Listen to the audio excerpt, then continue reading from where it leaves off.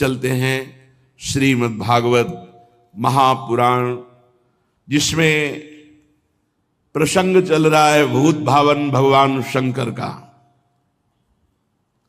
महामहिम करुणा स्वरूप जगत गुरु, उन्हीं की कृपा से ये विशुद्ध हरि भक्ति प्राप्त होती, अन्यथा किसी की सामर्थ्य नहीं है। जा पर कृपा न करें पुरारी, सो न पाओ मुनि भगत हमारी।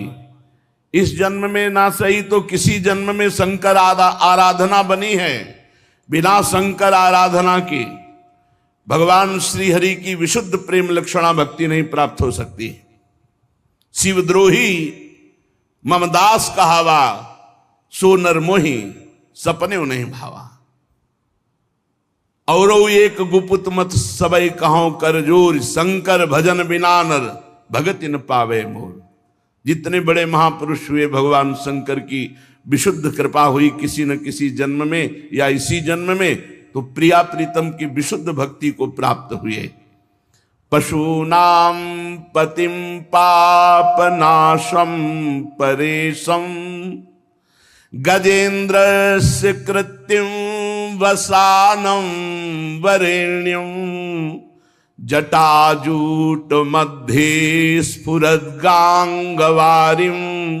महादेवमेकं स्मरामि स्मरारिं। महेशं सुरेशं सुरारार्तिनाशं, विभुं विश्वनाथं विभूत्यंगभूषं। विरूपाक्षमिन्द्वर्क वह्निर्त्रिनेत्रं, सदानन्दमीडे प्रभुं पंचवक्त्रं। गिरीशं गणेशं गले नीलवर्णं, गवेन्द्राधिरूढ़ं गणातीत रूपं। भवं भास्वरं भस्मनाभूषितांगं, भवानी कलत्रं भजे पंचवक्त्रं। शिवाकांत शंभो शशांकार्धमौले, महेशान शूलिन जटाजूट धारिन।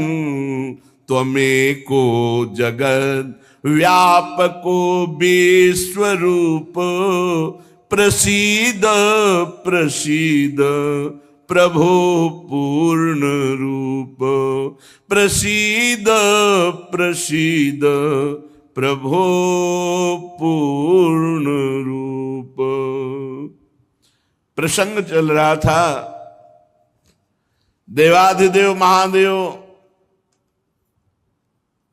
आदि गुरु भगवान शंकर का अपमान किया दक्ष ने। जब ये प्रजापति पद में हुए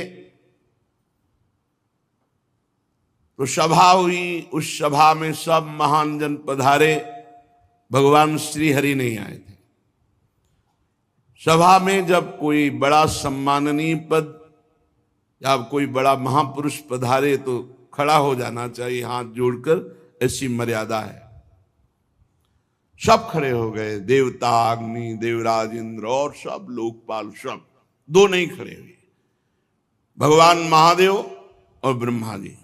ब्रह्मा जी पर दृष्टि गई तो दक्ष ने हाथ जोड़कर प्रणाम किया, क्योंकि प्रजापतियों के परमपति परमेष्ठी पद पर विराजमान जगत के पिता हैं। जब दृष्टि महादेव जी पर गई तो उनको बड़ा गुस्सा आया कि हमारा दामाद है, पुत्र के समान है, पर उठकर ना तो अभ्यर्थना वंदना ही की, ना वचन से कुछ बोले, बस कड़ुआ ही कड़ुआ बोलते रहे। पीछे आपने प्रसंग में सुना। जब महादेव जी ने देखा बहुत इधर उधर दोनों तरफ से शाप हो रहा है, तो खिन्न होकर के चल दिए।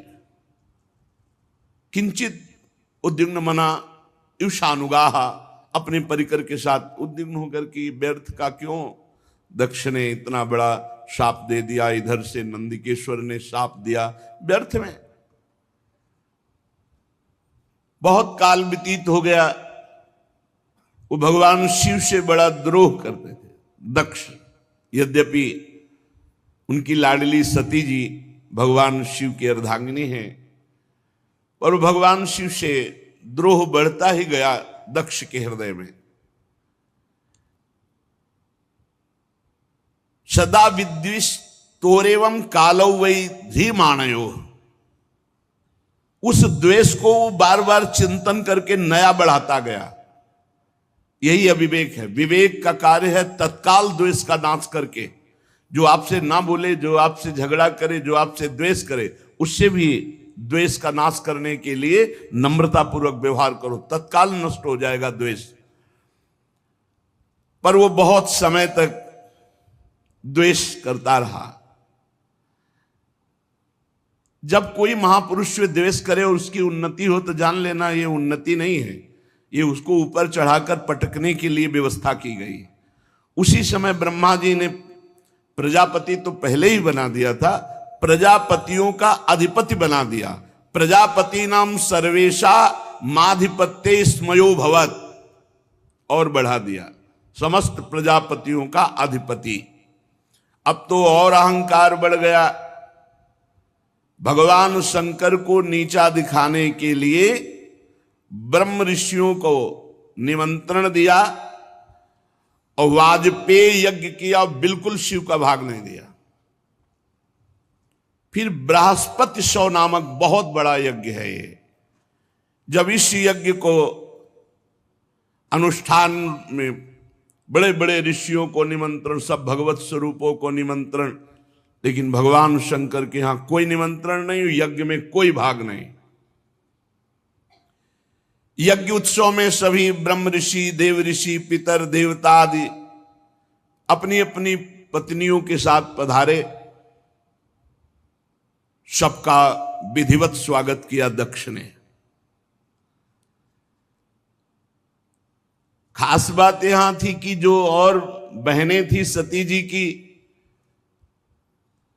तो कैलाश के ऊपर ही से विमान से चर्चा करते हुए जा रही थी। बड़ा निमंत्रण दिया है पिताश्री ने, बहुत आदर पूर्वक। ऐसा दक्ष कुमारी सती जी ने ये सुना। सती बिलोके व्योम विमाना, जात चले सुंदर विधि नाना। महाराज, कोई यज्ञोत्सव हो रहा है, हमें लगता है हमारे पिताजी का। क्या ये जो हमने सुना सही है भगवान शिव से? पूछो तब शिव कहो बखानी, पिता यज्ञ सुनी कछुहर सानी। भगवान शिव ने कहा, सत्य है, तुम्हारे पिता इस समय बड़े पद पे हैं, बहुत बड़ा यज्ञ कर रहे हैं, और ये सब निमंत्रित देवांगनाएं, देवता, तुम्हारी बहनें, ये सब जा रही हैं।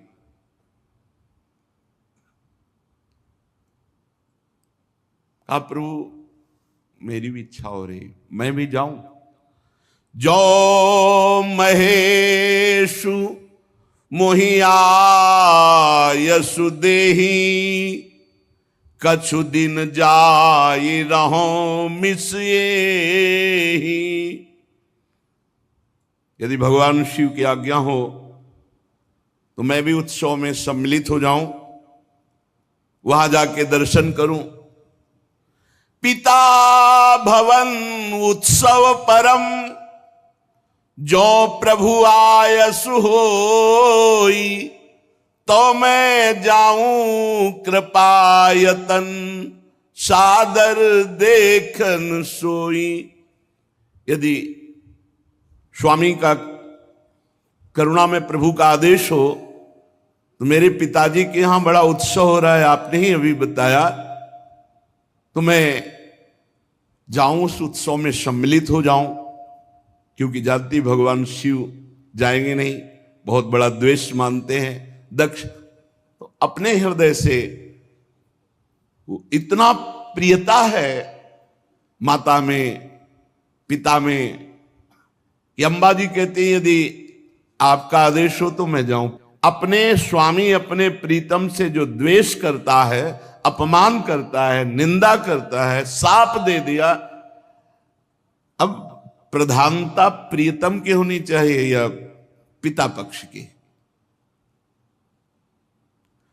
भगवान शंकर ने कहा, कहेहु नीक मोरेहु मन भावा, यह अनुचित नहीं नेवत पठावा। ठीक कह रहे हो, मुझे भी अच्छा लग रहा है, अपने पिता के यहां जाना चाहिए, पर उन्होंने निमंत्रण नहीं दिया। सबको विश्व में निमंत्रण दिया है, पर हमें निमंत्रण नहीं दिया। ब्रह्म सभा हमसन दुख माना, तेहि ते अजहु करहि अपमाना। ब्रह्म सभा में एक बार तब से लेकर अभी तक वो द्वेष ही द्वेष कर रहे हैं और अपमान करते जा रहे हैं। जो बिनु बोले जाहु भवानी, राही न सीलु स्नेहु न कानी।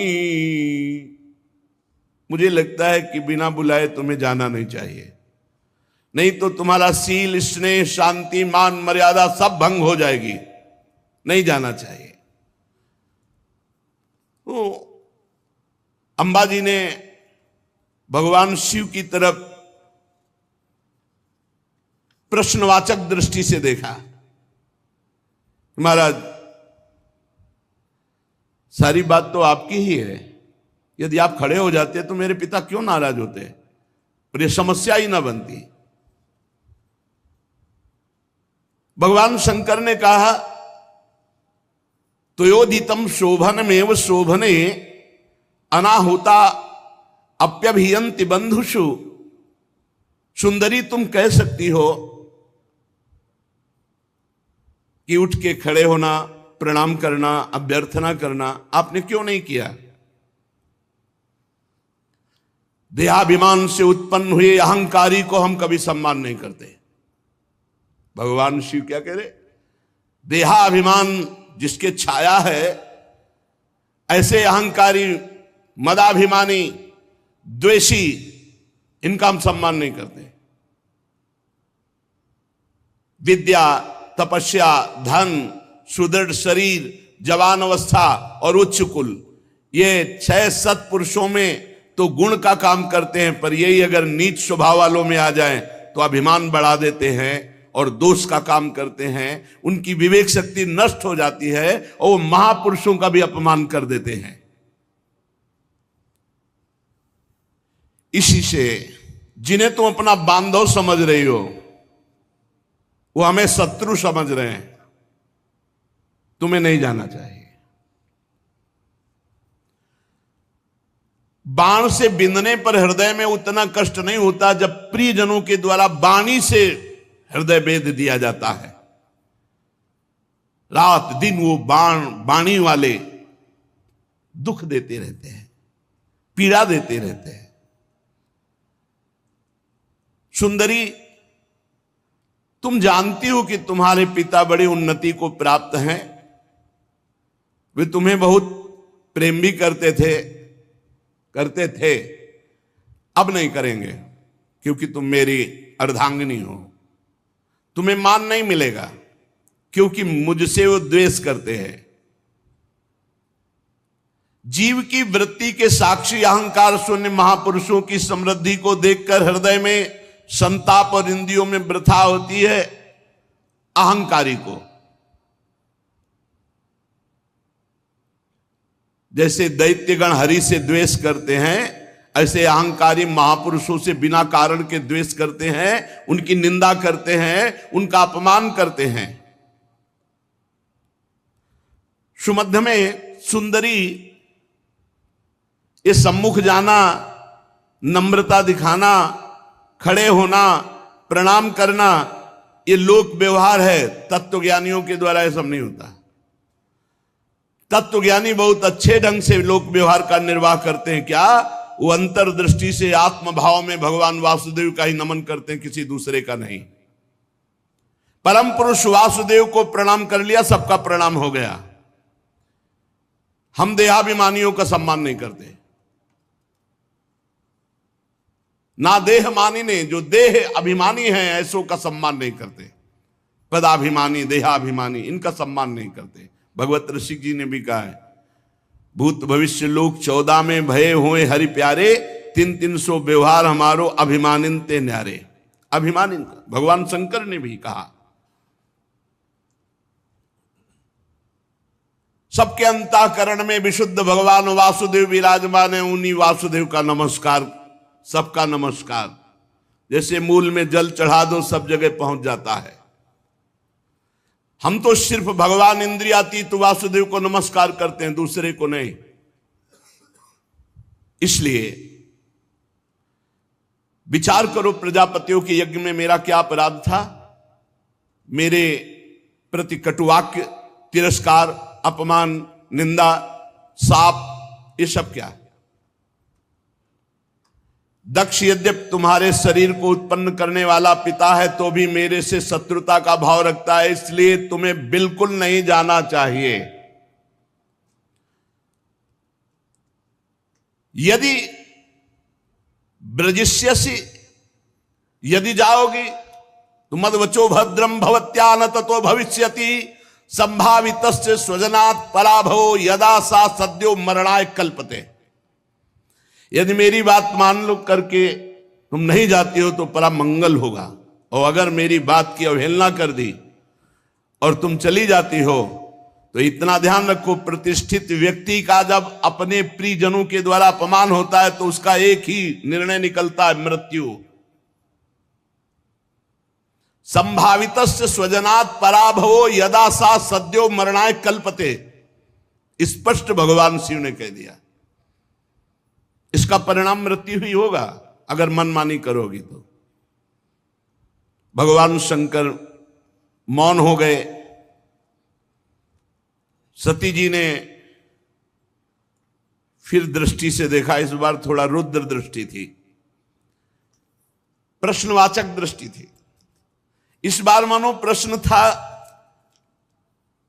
कि हमने तो शास्त्रों में सुना है कि गुरु के यहां बिना बुलाए जाना चाहिए, पिता माता के यहां बिना बुलाए जाना चाहिए।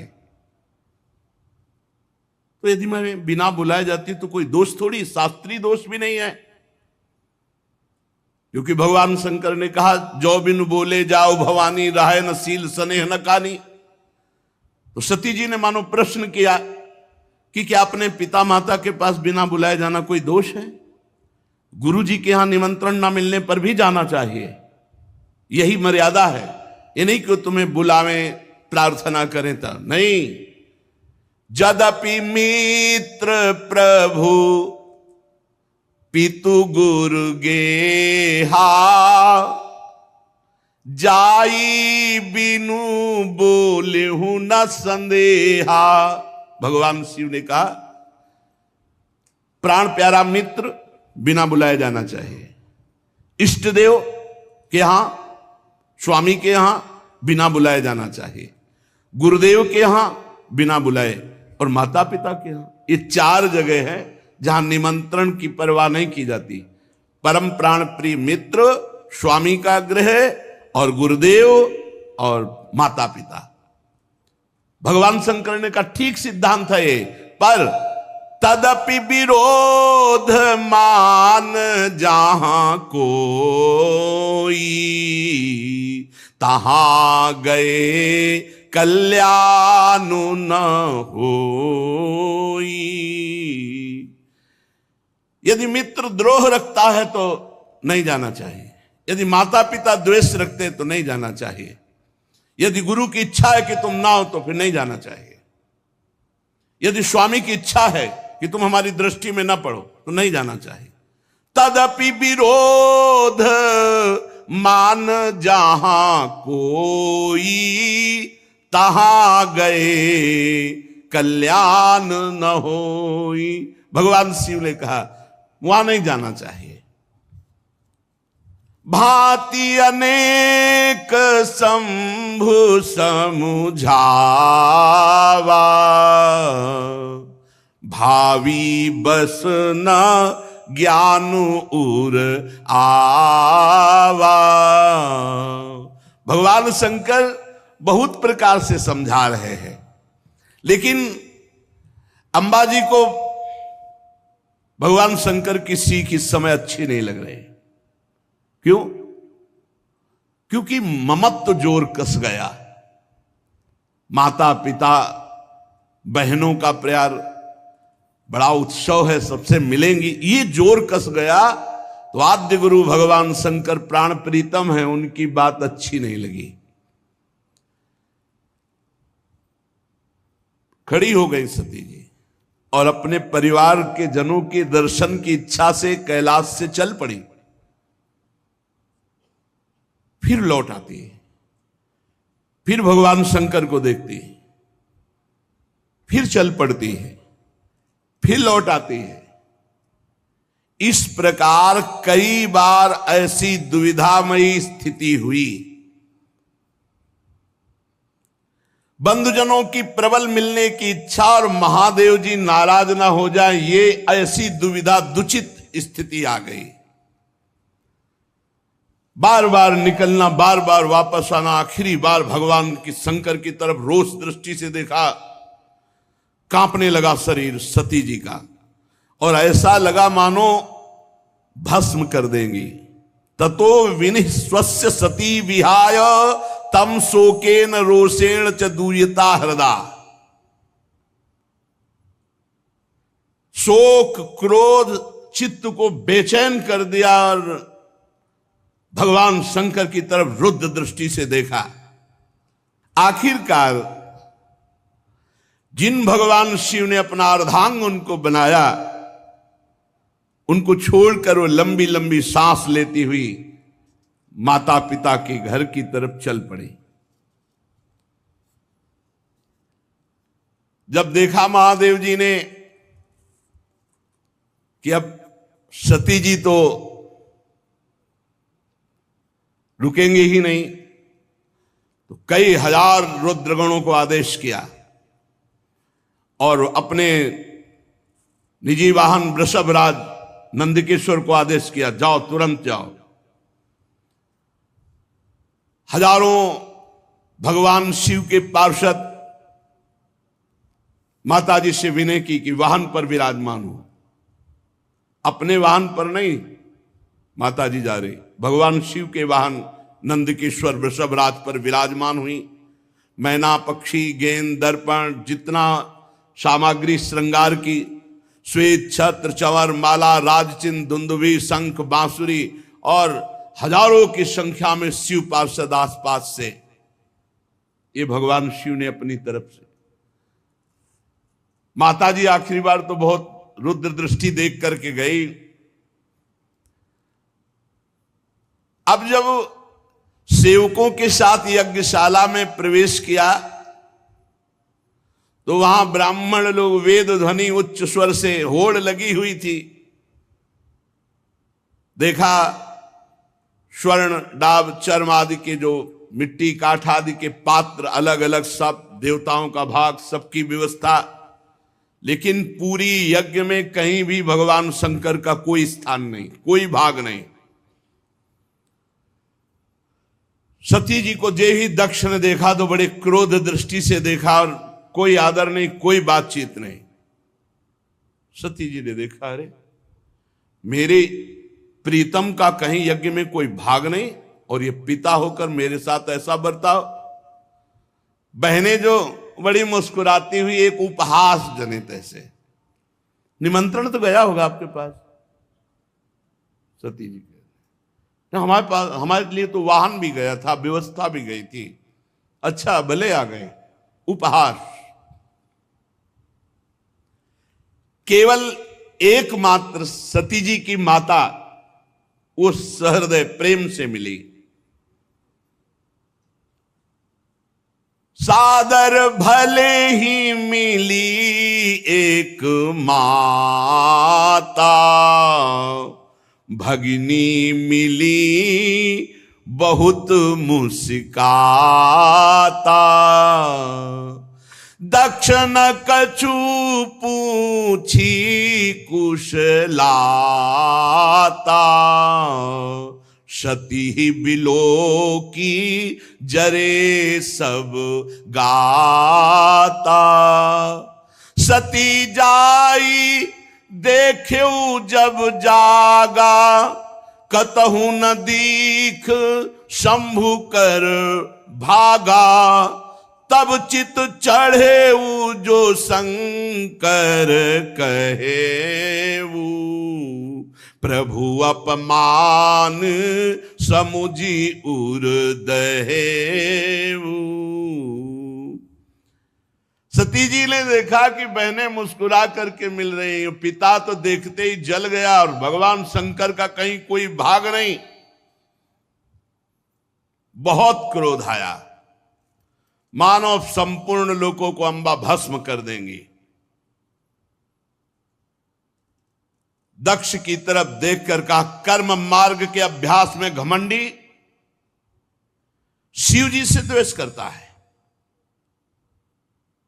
तब तक मर्यादा रहती जब तक इष्ट पर प्रहार न हो। अगर इष्ट के संबंध पर प्रहार हो तो जैसे पिताश्री कह के बात करने वाले प्रहलाद जी ने दैत्यराज कह के बात किया, ऐसे का कर्म मार्ग के अभ्यास में लगा हुआ घमंडी तो भगवान शिव से दोह करता है। लड़खड़ा रही थी क्रोध में वाणी अंबा जी की। तू पिता है, क्या तू जानता है भगवान शंकर से बड़ा कोई सृष्टि में है?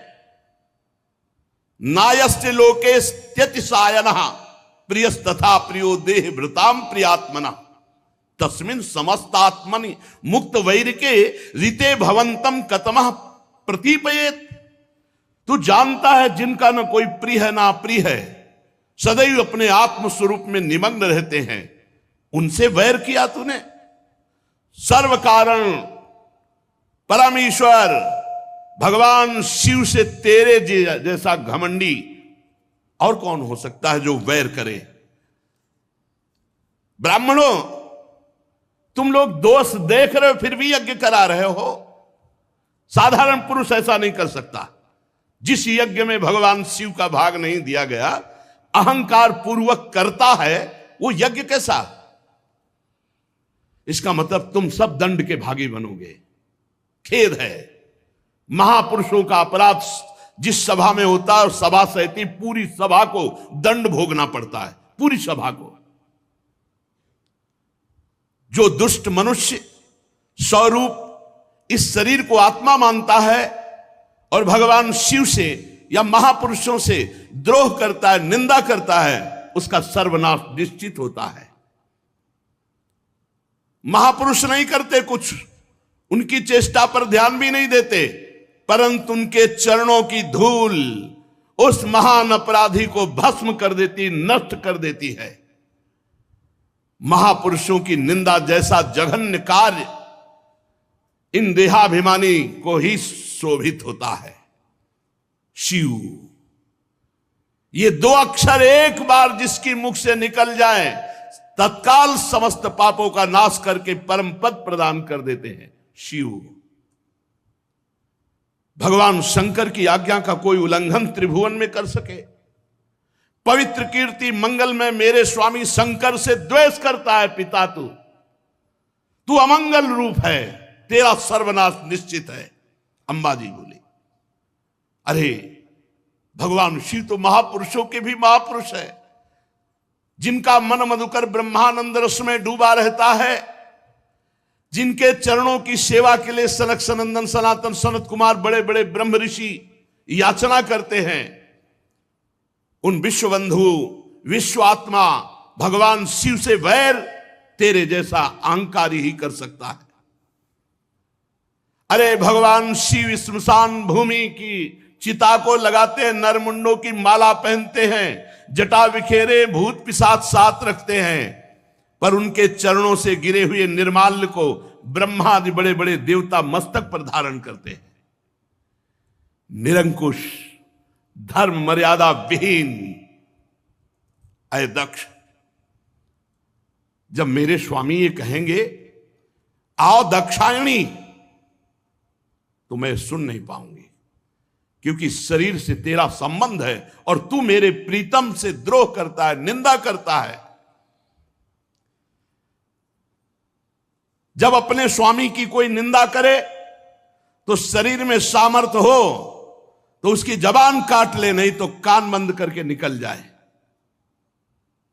अंबा जी कह रहे करुणों पिधाय निर्याद्यत कल्प ईशे धर्मा वितर स्तृणभिर नभिरस्य माने छिंदात प्रसई रुसती मसतीम प्रभुश्चे जिभ्याम। या तो कान में अंगुली डाल करके सभा से निकल जाए और या उसकी जबान काट दे जो अपने इष्ट की, अपने स्वामी की निंदा कर रहा हो। बकवाद करने वाली अमंगल रूप दुष्ट जिह्वा को काट डाले। दोनों इस समय में नहीं कर सकती। ना कान में अंगुली डाल के यहां से जा सकती हूं और ना तेरी जबान काट सकती हूं, इसलिए मैं अपने प्राण तो दे सकती हूं। सती जी ने कहा भगवान नीलकंठ शिव की निंदा करने वाले, तेरे से शरीर संबंध रखता है कि तू पिता कहलाता इस शरीर का।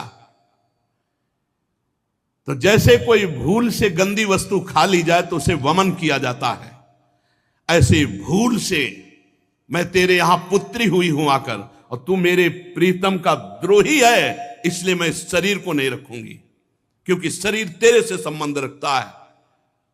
महामुनि जिनके चरणों का आश्रय लेकर स्वरूप में रमण करते हैं, जो विधि निषेध से परे तत्व हैं, उन प्रभु शिव की अवहेलना। अरे अज्ञानी, तुझे पता नहीं मेरे प्रीतम शिव क्या है। पिताजी, यदि तू ये नहीं जानते हो कि भगवान शंकर परब्रह्म परमात्मा हैं, तो हमारा ऐश्वर्य भी तुम नहीं जान सकते हो। हमारा ऐश्वर्य सिर्फ आत्मज्ञानी महापुरुष जानते हैं, क्योंकि भगवान शिव सदैव वट वृक्ष के नीचे रहते हैं।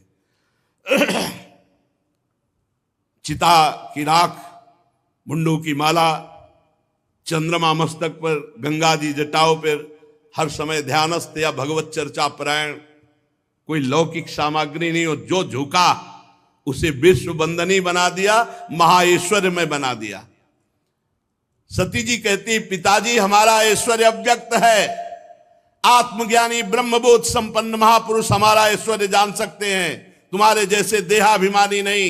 ये यज्ञशालाओं में यज्ञान से तृप्त होकर प्राण पोषण करने वाले एक कर्मठी देवता या तुम्हारे जैसे यज्ञ करता मेरे स्वामी के वैभव को नहीं जान सकते। भगवान शंकर का अपराध करने वाले अपराधी आपके इस शरीर से उत्पन्न हुए निंदनीय देह को अब एक क्षण मुझे नहीं रखना। लज्जा आती ही मुझे इस शरीर पर कि मैं दक्ष पुत्री हूं। मेरे प्राण प्रीतम शिव का अपराध करने वाले, तुझे धिक्कार, और तेरी पुत्री कहलाने वाले शरीर को धिक्कार। अगर मैं वापस जाती हूं, भगवान शिव कहेंगे आओ दाक्षायणी, दक्ष पुत्री आओ, ये मैं नहीं सुन सकती। ये मैं नहीं सुन सकती कि भगवान शिव का अपमान करने वाले शरीर से हमारा संबंध है।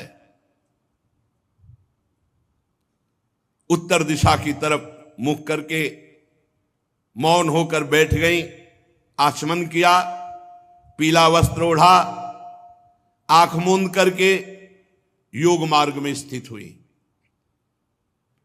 तत्काल आसन बांधकर प्राणायाम प्राणवायु को नाभि चक्र का भेदन करते हुए उदान वायु को नाभि चक्र से ऊपर उठा करके अनिंदिता महामहिमामयी सती हृदय स्थित वायु को कंठ मार्ग से भ्रकुट के बीच में लाकर और सबके परम पूजनीय अपने प्राण प्रीतम भगवान शंकर का ध्यान, और ध्यान करते हुए अंदर से मांगा बार बार मेरा जन्म हो और मेरे पति जगत गुरु भगवान शंकर हो। अंतिम समय ध्यान में यही मांगा कि बार बार मेरा जन्म हो और हर जन्म में हमारे पति जगत गुरु भगवान शंकर हो। बस भगवान शंकर के ध्यान में तन्मय होकर सब कुछ भुला दिया। यहां तक ये भूल गई कि मैं दक्ष पुत्री सती हूं, सब विस्मृत, केवल शिव। तुरंत आग लग गई, चरणों से लेकर पूरे शरीर में आग लग गई। भगवान शिव के चिंतन में तन्मय और अपने प्राण त्यागने की जे भी धारणा की तो योगाग्नि प्रकट हो गई अंबा जी के शरीर में। हाहाकार मच गया, पूरे शरीर में दिव्य आग। समस्त देवता जो यज्ञ में सब कोलाहल मच गया, भागे सब इधर उधर भागे कि अब तो आतंक हो जाएगा, अब तो सर्वनाश का खेल होगा। क्योंकि सती जी ने शरीर छोड़ दिया तो रुद्रगण कैसे किसी को चैन से रहने देंगे। जो बड़े बड़े याज्ञिक थे उन्होंने कहा, अरे ये दक्ष के दुर्व्यवहार से कुपित होकर देवादिदेव महादेव की प्रिया सती ने अपने शरीर को त्याग दिया।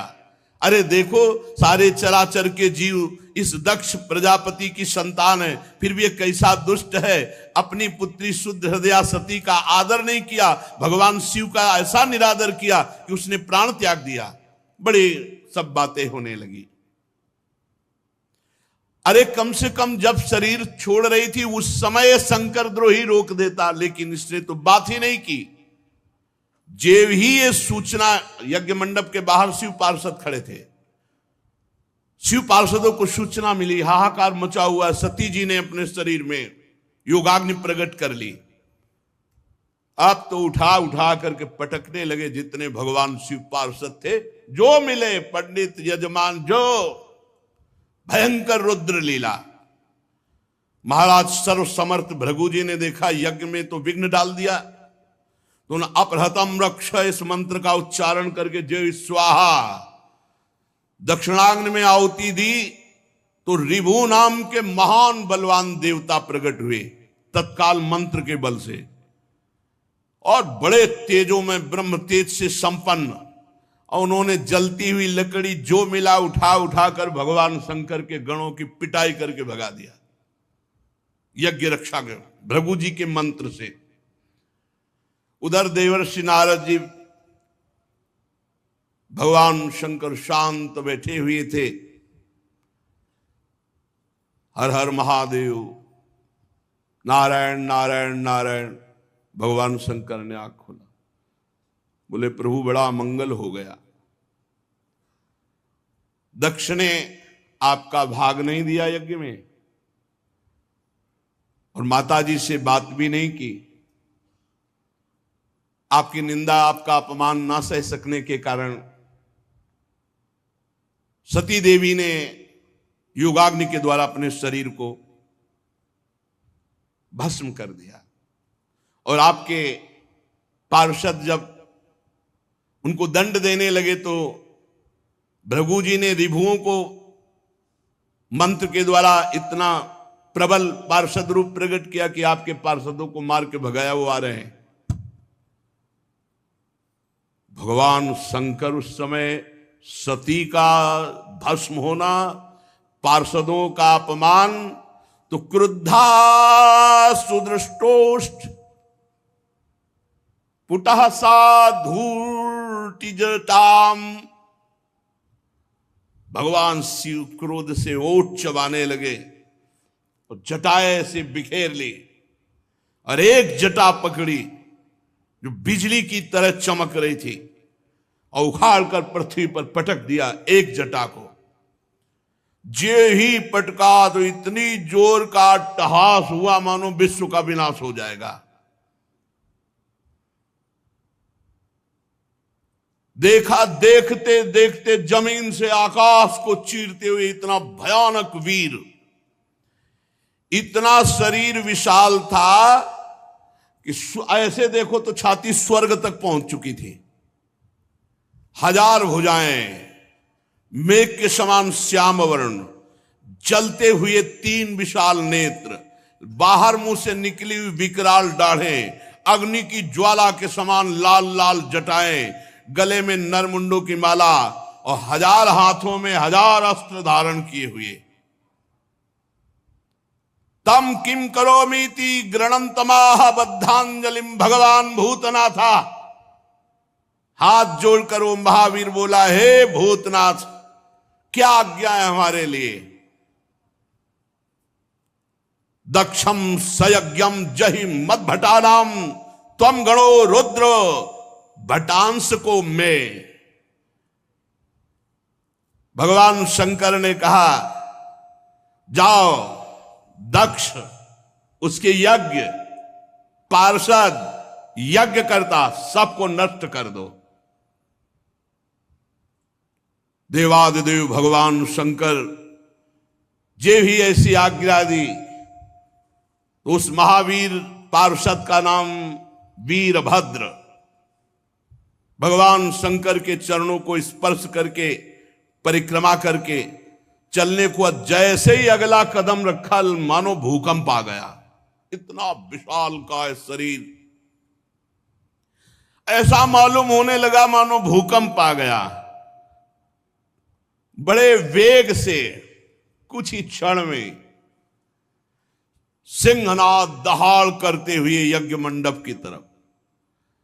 1000 हाथों में और अस्त्र तो है, भगवान शंकर का विशेष त्रिशूल हाथ में लिए हुए, मानो त्रिशूल संसार का संहारकारी मृत्यु ही त्रिशूल रूप धारण किए हो। हजारों सेवक और पीछे चल रहे हैं रुद्रगण, आगे वीरभद्र। वीरभद्र के पैरों की धमक से पृथ्वी हिल रही थी। ऋत्वज यज्ञशाला में जजमान सदस्य ब्रह्म ऋषि धमक से समझ गए कुछ गड़बड़ होने वाला। अट्टहास सुनाई दिया, धूल दिखाई दी, तो जो चतुर विद्वान ब्रह्म ऋषि थे तो उन्होंने कहा कि अभी निकल लो। जो कुछ समझदार थे तो लघु शंका के बहाने, और जो थे कि मैं मंत्र के द्वारा अब देवता प्रकट करूंगा फिर रुद्रगणों की, अब वो बात नहीं थी, क्योंकि ये और कोई नहीं, महाकाल स्वयं रूप धर के वीर रुद्र का। जब वो चल रहे थे तो ऐसा लग रहा था आंधी तूफान चल रहा है, इतनी धूल उड़ रही थी, जटाएं ऐसी चमक रही थी मानो बिजली चमक रही हो, अट्टहास गर्जना। दक्ष पत्नी प्रसूति अन्य स्त्रियों से व्याकुल होकर कहने लगी कि अब सर्वनाश निश्चित है, क्योंकि सती का तिरस्कार हुआ, महादेव जी को पता चल गया। भगवान शिव के अनादर का परिणाम अभी सर्वनाश शुरू हो जाएगा, मुझे अनुभव हो रहा है। इतने ही में प्रलय काल उपस्थित, जटाजूट बिखेरे हुए, शस्त्रास्त्रों से सुसज्जित और सामने तांडव करते हुए और रुद्रगण और विशाल काय शरीर वीरभद्र मेघ गर्जना के अट्टहास से 10 दिशाएं कंपायमान कर दी। बार बार शिव शिव वीर रुद्र पुकारते, मानो विधाता ने साक्षात काल की रचना की हो विनाश के लिए। जो महात्मा जन ब्रह्म ऋषि भाग नहीं पाए, वो एक दूसरे की तरफ दया की दृष्टि से देख रहे थे। कोई मंत्र है, उच्चारण करो, अब बचाओ। इसी समय दौड़ करके रुद्र सेवकों ने संपूर्ण यज्ञ मंडप को, जो लघु शंका के लिए निकल गए थे तो बड़े प्रवीण थे, घेर लिया और भगवान शिव के जो गण हैं, किसी का मुख मगरमच्छ जैसा, कोई भूरे रंग का, कोई बौना, कोई कैसे कैसे भगवान शिव के गण हैं। जितने वहां थे, किसी को मुख में डाला, किसी को मसला, किसी को काटा, किसी को मारा, वहां हाहाकार मचा। किसी ने यज्ञशाला के खंभों को तोड़ दिया, किसी ने यज्ञ के पश्चिम भाग को नष्ट कर दिया, किसी ने सभा मंडप को, किसी ने उत्तर भाग को, किसी ने यजमान गृह को, किसी ने पाकशाला को, किसी ने यज्ञ के पात्र जो देवताओं के भोग लघु शंका, लघुशंका का यज्ञ नष्ट हो, दक्ष नष्ट हो और संपूर्ण सभा को दंड मिले, ये भगवान शिव का आदेश है। जो अग्नियां घी से तृप्त लघुशंका, पेशाब, हर देवता को दंड मिल रहा है। यहां भगवान शिव का तांडव शुरू। रुजुर यज्ञ पात्राणि तथैकेगाग्नीन नाशयन कुंडेषु मूत्रयन केचित भिर्दुर्वेद मेखला। कोई यज्ञ कुंड में पेशाब कर रहा है, कोई वेदिक जो मंत्रों से मेखला सूत्रों से सुरक्षित रखा गया तोड़ दिया। कोई भी अग्नि वहां सुरक्षित नहीं थी जिसमें लघुशंका न की हो, सब बुझा दी।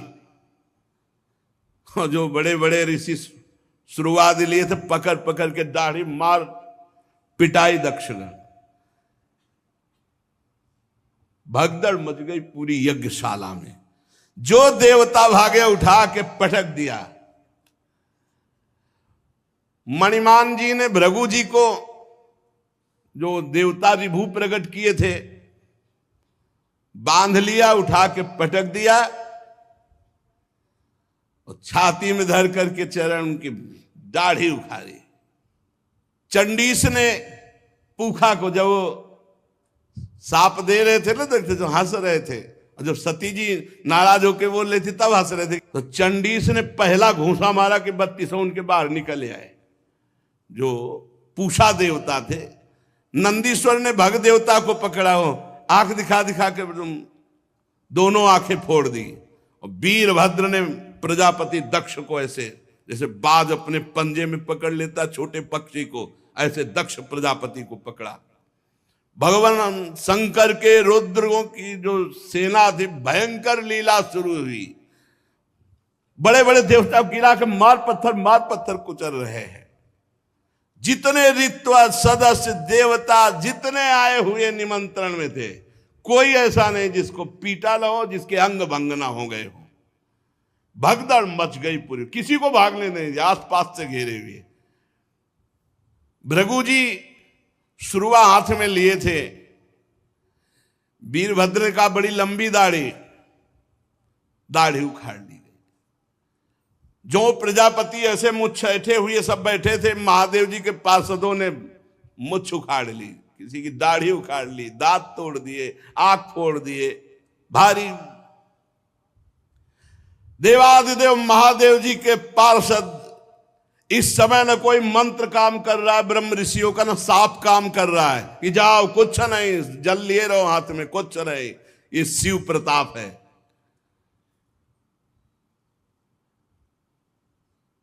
महादेव जी के जो कटु वचन सुन रहे थे कानों में, कान छेद दिए। जो हंस रहे थे दांत तोड़ दिए।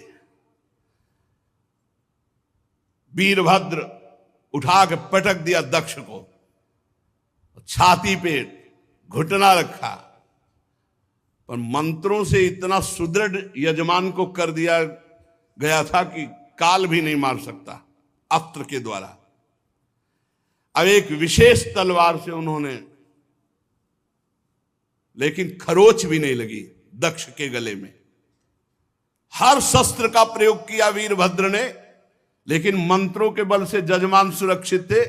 दक्ष का एक रोम भी नहीं काट पाए। तब वीरभद्र ने कहा जरूरत ही नहीं अस्त्र की। धरालाद और पकड़ के खोपड़ी ऐसे ऐठ करके, वैसे किसी अस्त्र से नहीं काटा। ले तुम्हारे मंत्र काम। सब मंत्रों को ऐठ करके खोपड़ी और जो पूर्णाहुति जैसे होती है ऐसे यज्ञशाला में झोंक दिया दक्ष की खोपड़ी को। यजमान दक्ष का धड़ लेकर के यज्ञाग्नि में भूत प्रेत पिशाच तांडव कर रहे हैं यज्ञ में। हाहाकार मच गया। वीरभद्र ने संपूर्ण यज्ञ को विध्वंस कर दिया। कोई सुरक्षित नहीं, सब नष्ट भ्रष्ट किया और क्षण में कैलाश वापस। भगवान शिव को प्रणाम किया और कहा, प्रभु जैसा आपने आज्ञा की थी वैसा ही हुआ। त्रिशूल पट्टिस गदा पर एक मुदगर आयुधों से छिन्न भिन्न होकर ऋत्वत सदस्य जजमान साफ नष्ट भ्रष्ट कर दिए गए। अब उनमें जिनकी सांसें चल रही थी, अब ऐसे ऐसे महापुरुष थे, अंतर ध्यान हुए, ब्रह्मा जी के पास पहुंचे, बोले प्रभु ऐसा ऐसा सब पूरा। दो नहीं गए थे इस यज्ञ में, न ब्रह्मा जी गए थे न भगवान हरि गए थे। ये पहले से जानते थे कि जहां शिव का अपमान होता है वहां सर्वनाश लीला होती है, इसलिए यज्ञ में नहीं गए थे, न ब्रह्मा जी न श्री हरि। जब जो बचे हुए देवता वो जाकर के वहां प्रार्थना की, सब अंग भंग। भगवान श्री हरि ने कहा, परम तेजस्वी पुरुष का अगर कोई दोष भी बन जाए तो उसका अपराध नहीं करना चाहिए, फिर निर्दोष महापुरुष का अपराध करने पर तो सर्वनाश हो ही जाएगा। अगर वो तेजस्वी पुरुष है, अगर उससे कोई अपराध भी बन जाए तो उसके साथ अपराध के बदले में अपराध न करे, नहीं तो नाश हो जाएगा। फिर जो निर्दोष महापुरुष हैं उनकी निंदा उनका अपमान तो सर्वनाश कर ही देगा। और फिर तुम लोगों ने भगवान शंकर का अपमान, भगवान शंकर की निंदा, भगवान शंकर को भाग न देना। चलो अब जो हुआ सो हुआ, सब चलो भगवान शंकर के पैर पकड़ो। तुम लोग शुद्ध हृदय से यदि भगवान शंकर की प्रार्थना करोगे तो बहुत जल्दी आशुतोष हैं, वो बहुत जल्दी प्रसन्न हो जाते हैं। दक्ष के दुर्वचन, दक्ष का अपमान, प्रिया सती का वियोग, इसलिए तुम यदि मंगल चाहते हो, दूसरा संकल्प ना बनने पावे, सब चलो भगवान शंकर के पैर पकड़ो, चल के क्षमा अपराध मांगो। अगर दूसरी बार कुपित हो गए तो लोकपालों के सहित लोक के लोक भस्म हो जाएंगे, किसी की ताकत नहीं कि बचा सके। भगवान ने ऐसा कहा। भगवान रुद्र परम स्वतंत्र हैं, उनकी सामर्थ्य को न तो कोई ऋषि मुनि जानता, न कोई देवता जानता है, न देवराज इंद्र जानते हैं, न यज्ञ स्वरूप और कोई, और यहां तक कि मैं स्वयं नहीं जानता हूं क्यों कितने सामर्थ्यशाली हैं। इसलिए एक ही उपाय है, चलो सब चरण पकड़ लो भगवान शंकर की।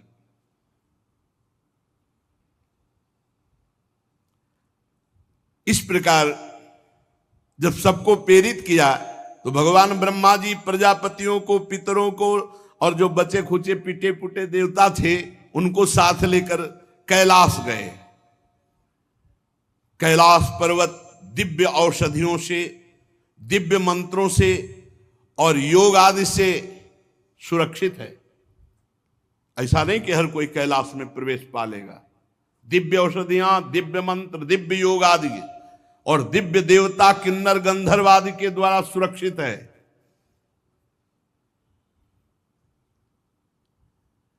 मणिमय शिखर कैलाश पर्वत के विभिन्न दिव्य धातुओं से युक्त है। बड़े निर्मल झरने बह रहे हैं। बहुत सुंदर विहार स्थली कैलाश पर्वत। मोरों के शोर, मदांध भ्रमरों के गुंजार, कोयलों की कुहू कुहू ध्वनि, पक्षियों का कलरव और कल्प वृक्ष की ऊंची ऊंची डालियां जिनमें पक्षी चहक रहे, बड़ा सुंदर कलकल ध्वनि झरनों की हो रही है।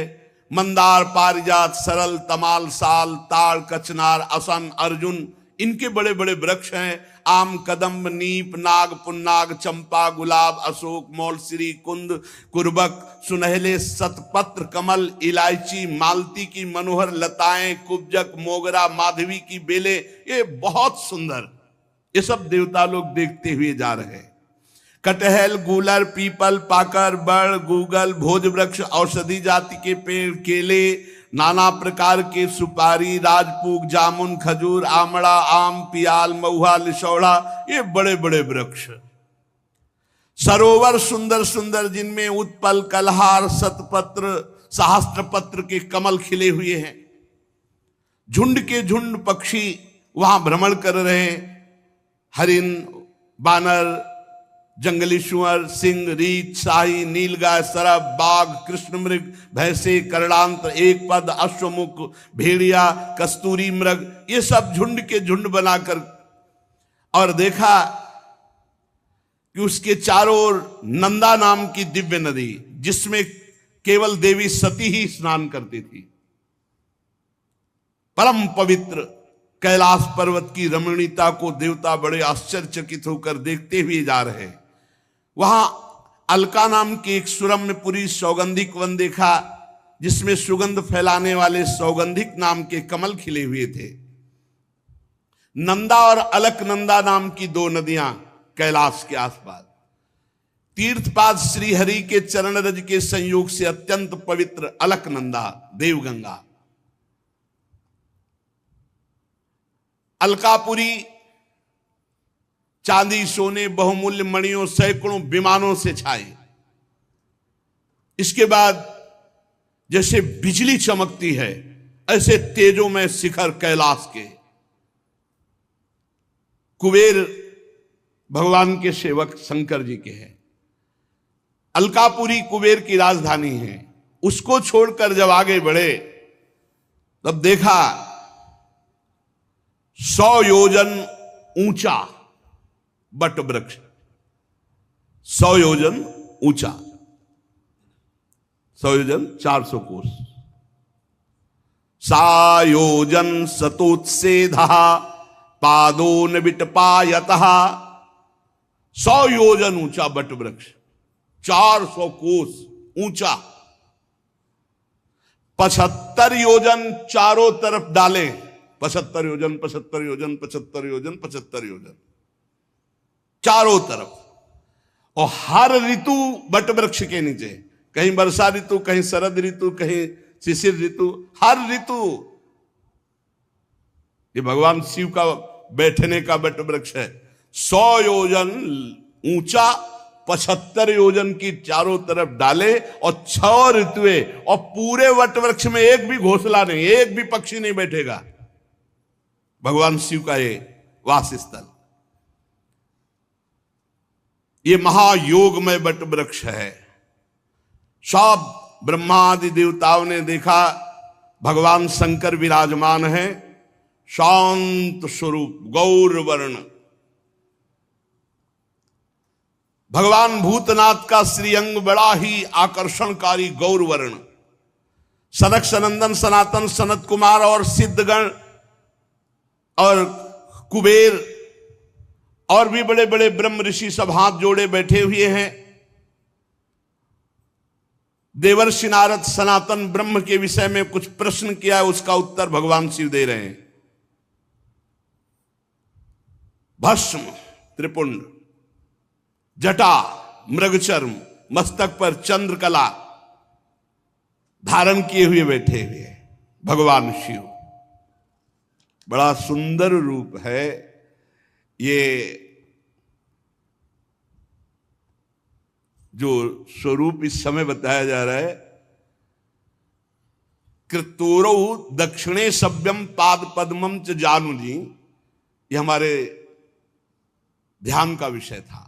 बाहुम प्रकोष्ठे क्षमाला मासीनम तर्क मुद्रया, बायां चरण दायां चरण ऐसे हिलगा हुआ है, बायां चरण दाहिनी जांग पर है, और बायां हाथ बाएं घुटने पर, यहां कलाई में रुद्राक्ष की माला, और तर्क मुद्रा से भगवान शिव ऐसे बाएं, इसमें बायां पैर दाहिनी जांग पे, दाहिना चरण हिलिक रहा है। और योग पट्ट कहते हैं काठ की बनी हुई टहनी, टेकनी, जिसमें ऐसे वो ऐसे दाहिनी तरफ लगी हुई। बड़े बड़े देवता, मननशील मुनि, बड़े बड़े लोकपाल सब हाथ जोड़े खड़े हैं। ऐसी मुद्रा में उपदेश कर रहे हैं। यहां रुद्राक्ष की माला, ज्ञान मुद्रा, आशीष मुद्रा, अर्धनेत्र खुले हुए, बाएं चरण को दाहिनी जांग पर और दाहिना चरण हिलगा हुआ, वो ऐसा अद्भुत गौरवर्ण स्वरूप, यही ध्यान का विषय था।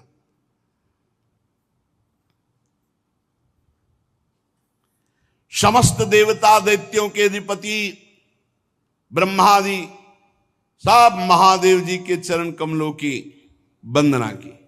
जी देखा ब्रह्मा जी आए, भगवान शिव आसन से खड़े हो गए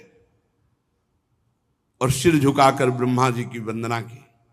चारों ओर महर्षियों से, अन्य सिद्ध गणों से सब घिरे हुए महादेव जी को, और ब्रह्मा जी भी नमस्कार मुद्रा में, और भगवान शिव ब्रह्मा जी को नमस्कार। चंद्रमौली भगवान शिव बड़ी गंभीर मुद्रा में से हंसते हुए ब्रह्मा जी ने कहा, जाने त्वामीशं विश्वस्य जगतो योनि बीजयो शक्ति शिवस्य च परम यत्तत् ब्रह्म निरंतरम। मैं जानता हूं स्वामी, आप संपूर्ण जगत के रचयिता है, पालन करता है और संहार करता है। ब्रह्मा जी कह रहे हैं विश्व की योनि शक्ति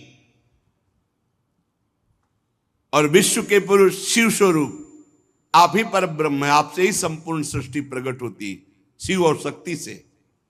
भगवान आप शिव शक्ति से संपूर्ण लीला करते हुए इस जगत को मकड़ी के जाले के समान प्रकट करते हैं, इसी पर खेलते हैं। आपकी ही बांधी हुई वर्णाश्रम धर्म की मर्यादा है। महामंगल में महेश्वर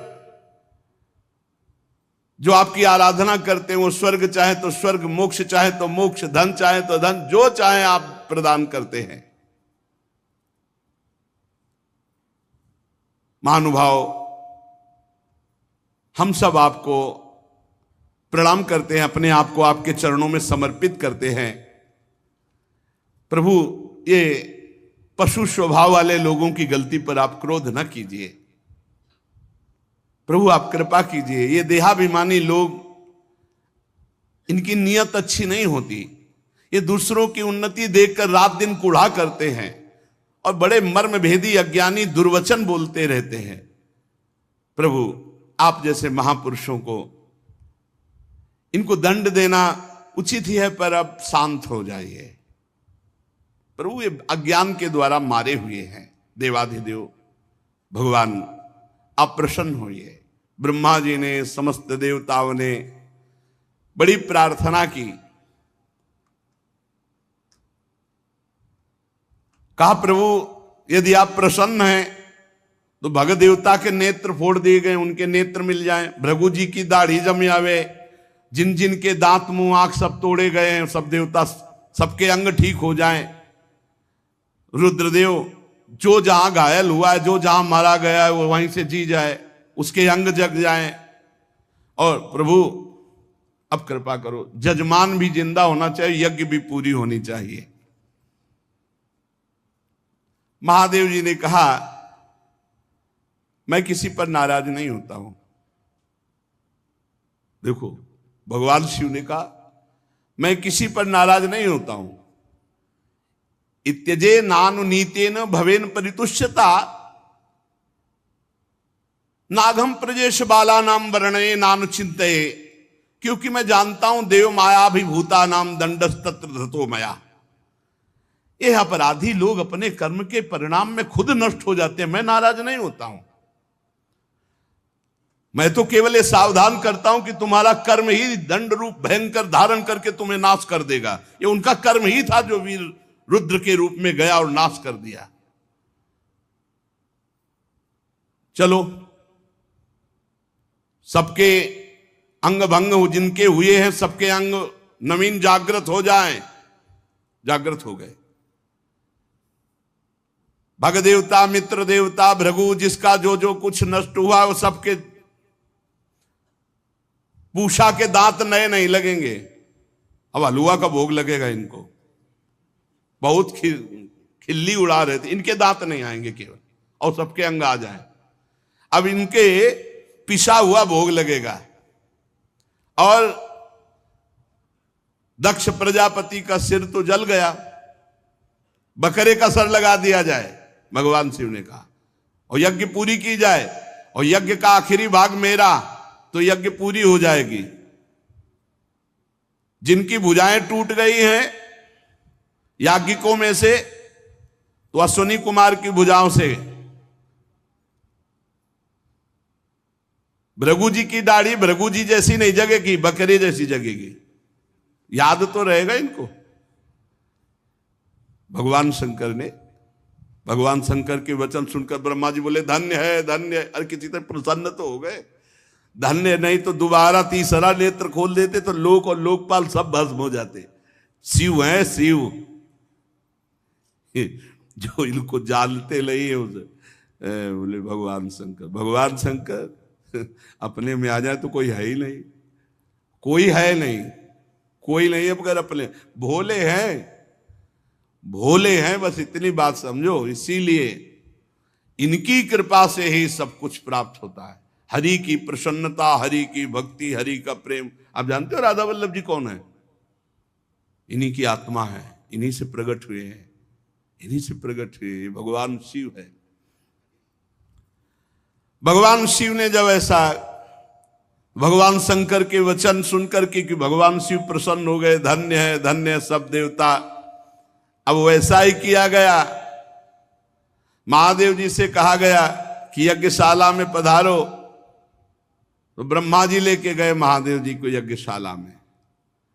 भगवान शंकर की दृष्टि पड़ते ही सब जीवित हो रहे हैं जितने मारे गए थे, और जैसा जैसा विधान किया वैसा सबके अंग।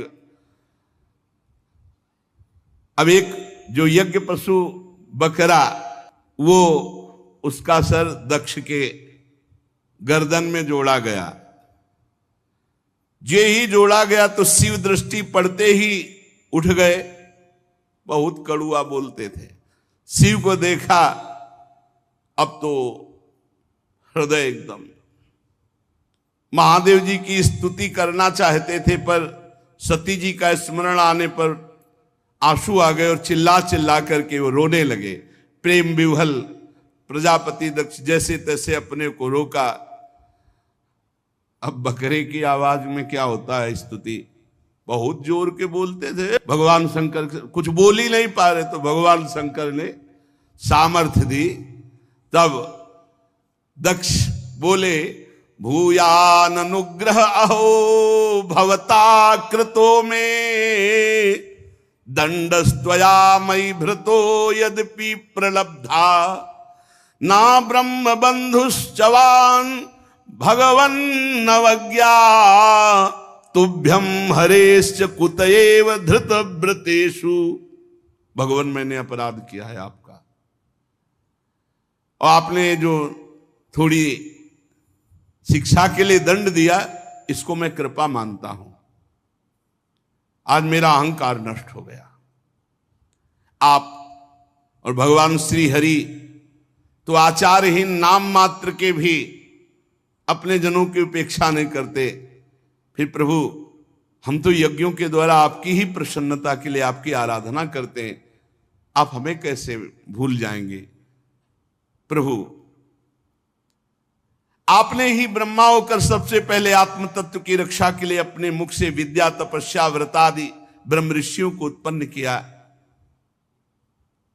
प्रभु, मैं आपके तत्व को नहीं जानता हूं। मैंने भरी सभा में आपको अपने वचनों से बेधा था, किंतु आज मैं फल पा गया।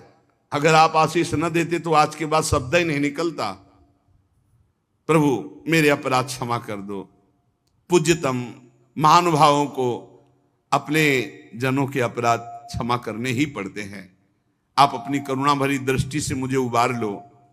अब भी आपको प्रसन्न करने के लिए मेरे पास गुण नहीं है, बस आप अपनी कृपा से प्रसन्न हो जाओ, उदारतापूर्ण बर्ताव से प्रसन्न हो जाओ।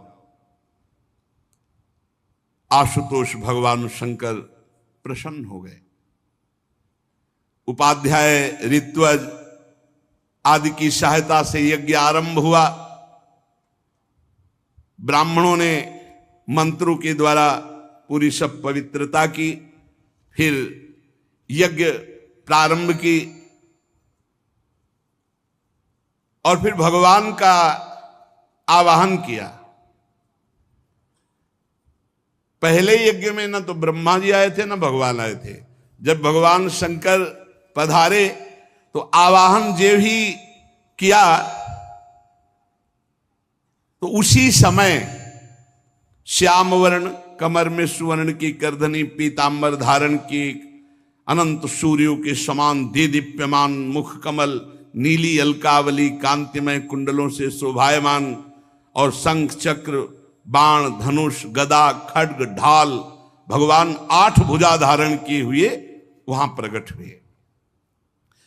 हृदय में श्रीवत्स का चिन्ह, सुंदर बनमाला, उदार हास, लीला में कटाक्ष, आनंद मगन करते हुए आसपास सहस्त्रों पार्षद प्रकट हो गए जो चवन ढुला रहे हैं, कोई छत्र लिए है।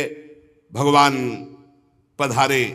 ये देख करके ब्रह्मा जी, महादेव जी, देवराज इंद्र, सब ऋषि आनंदित हो गए और भगवान को प्रणाम किया। सबकी जिह्वा लड़खड़ा रही थी। भगवान के तेज के सामने कोई बोलने में समर्थ नहीं हो रहा था। ब्रह्मा जी की भी मति काम नहीं कर रही थी, ऐसा भगवान का दिव्य रूप। दक्ष ने, ऋत्विजों ने, सदस्यों ने,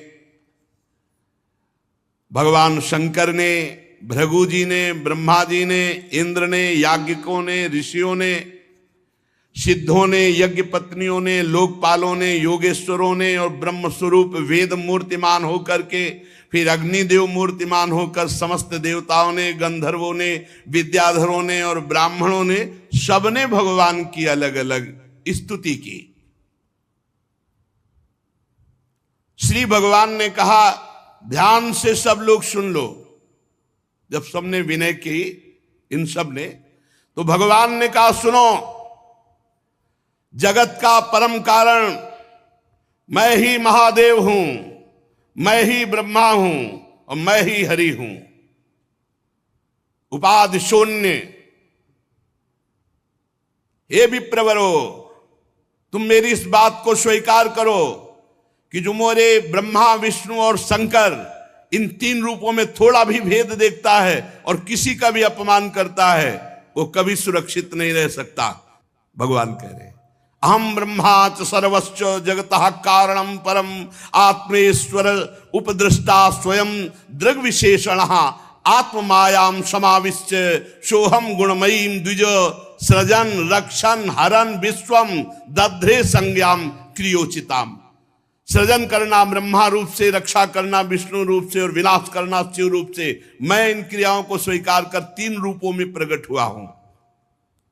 इसलिए हम तीनों में कभी कोई भेद न करे। मैं परब्रह्म हूं। जो अज्ञानी पुरुष है वो मुझ ब्रह्मा, रुद्र और हरि इन रूपों को अलग अलग करके देखता है। बहुत ध्यान से सुने। जो हरि उपासक है शिव निंदा न करें, जो शिव उपासक है हरि निंदा न करें, नहीं दोनों को कुछ नहीं मिलेगा, बस परिणाम में दुख ही मिलेगा। जैसे सिर, हाथ और पैर अपने बराबर प्यारे होते हैं, अपने ही अंग होते हैं, ऐसे ही मैं चराचर जगत के रूप में भी हूं। हम ब्रह्मा विष्णु महेश्वर तीनों स्वरूपता एक ही है। संपूर्ण जीवों में मैं ही हूं। जो ऐसा जानता है वही परम ज्ञानी है, वही तत्व ज्ञानी है, वही परम शांति को प्राप्त होता है। भगवान ने ऐसा समस्त यज्ञ में पधारे हुए देवता ऋत्विज आदि को उपदेश सुना। बहुत बढ़िया यज्ञ हुई। यज्ञ का बचा हुआ शेष भाग भगवान को, शंकर जी को दिया गया। इधर एवं दाक्षायणी हित्वा सती पूर्व कलेवरम यज्ञे हिमवता क्षेत्रे मेना या मित सुश्रुम। जिस समय सती जी शरीर त्याग रही थी तो केवल भगवान शंकर का चिंतन था।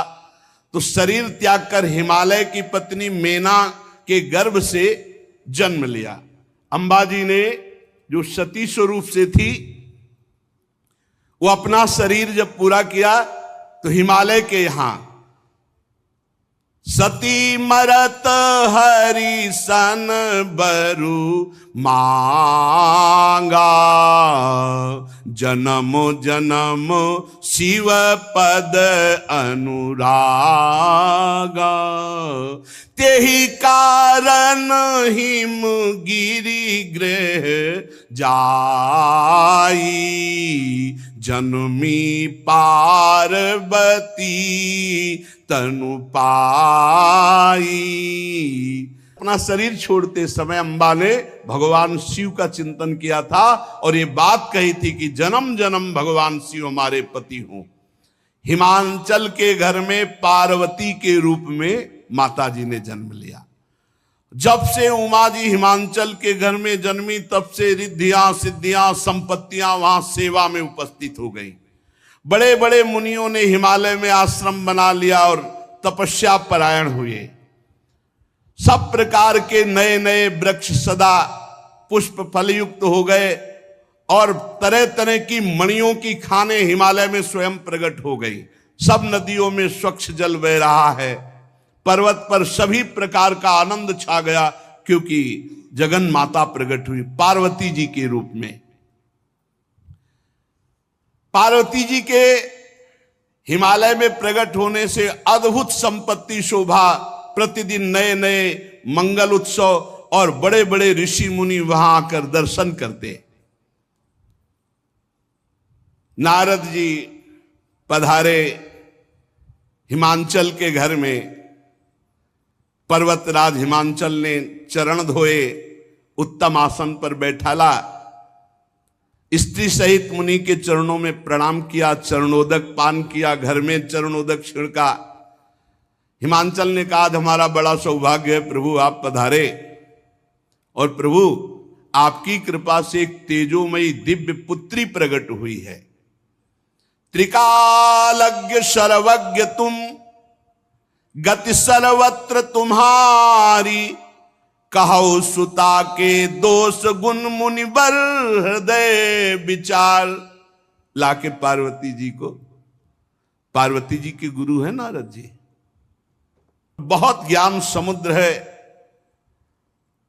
लक्षण विचार के कहा इनका नाम उमा अंबिका भवानी ऐसे नामों से पुकारी जाएंगी। ये बड़े शुभ लक्षण हैं।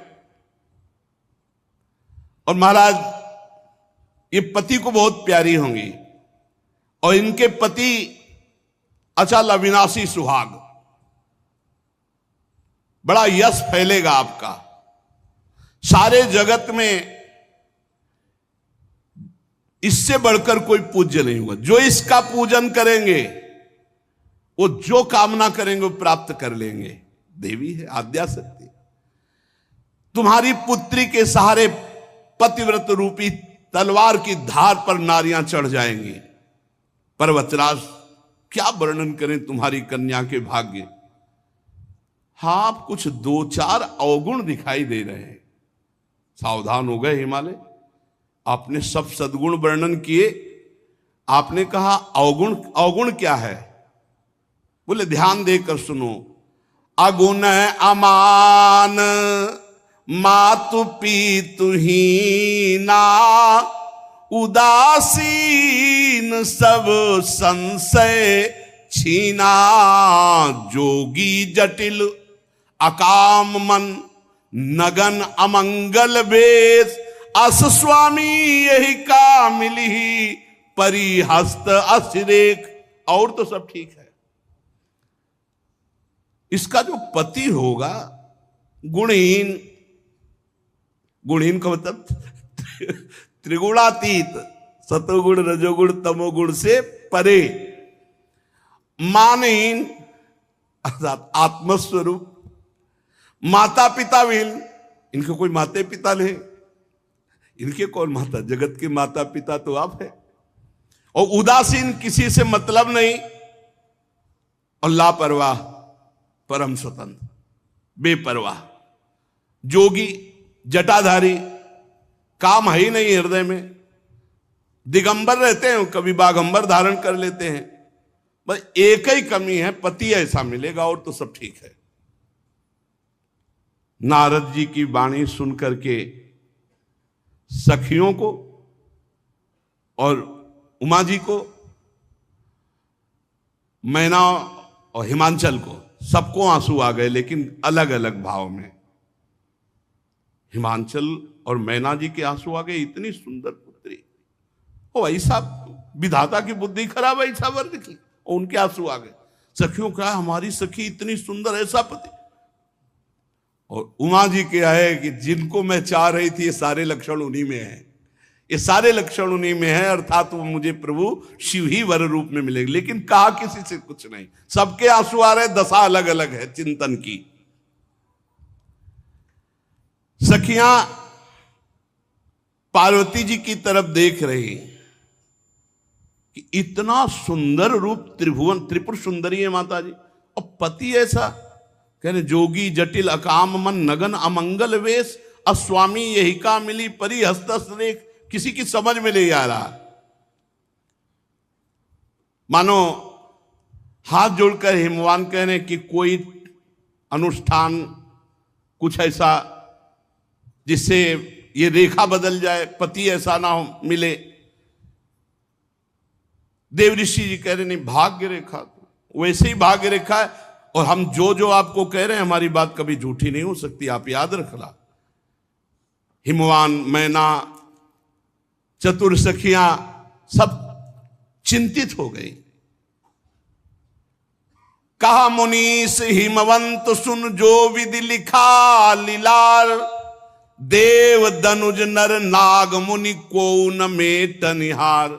सुन लो भाई, जंतुर बंधवाने और नाना प्रकार के छूछा सुन लो, भजन करो, भजन भगवान का नाम जप करो, इस चक्कर में मत फंसो। कहा मुनीस हिमवंत सुनु जो विधि लिखा लीलार, देव दनुज नर नाग मुनि को न मेट निहार। ये मारे घूम रहे, सोच रहे कि हम पापाचरण करें, मनमानी आचरण करें, और कोई जंतुर बांध देगा, कोई छूछा कर देगा, कोई हवन करवा देगा, कोई राख दे देगा। अरे अब तो पूछो नहीं, भरमार लगी, भरमार लगी। कहे मुनीश हिमवंत सुनु जो विधि लिखा लीलार, देव दनुज नर नाग मुनि को न मेट निहार। बस ये बात सुन, तो फिर जो हमारे भाग्य में लिखा है उसको भोगना पड़ेगा। गीता में भगवान कह रहे अवश्य में भोक्तव्यम कृतम कर्म शुभाशुभम, कोई उपाय नहीं।